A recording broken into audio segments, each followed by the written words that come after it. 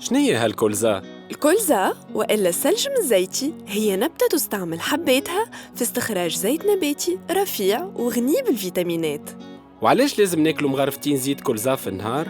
على خاطر زيت الكولزا هو حسب المختصين في التغذية ثاني أحسن زيت صحي بعد زيت الزيتونة.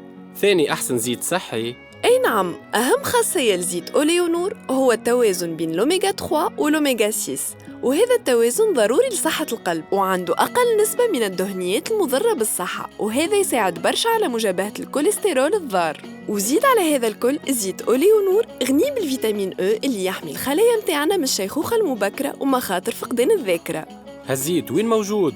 وسومو شنية حواله؟ الساعة يلزم نعرفوا إنه الكولزا يتم زراعتها وإنتاجها في الأراضي التونسية من خلال منظومة كاملة متكونة من أكثر من 500 فلاح تونسي، ومن بعد يتم استخراج الزيت متاعها وتعليبه في مصانع تونسية، معناها أوليونور زيت 100% تونسي. وهذاك علاش إذا كنت تمشي توا للمحلات الكبرى والصغرى تو تلقاه موجود سمو مرفق وفي المتناول.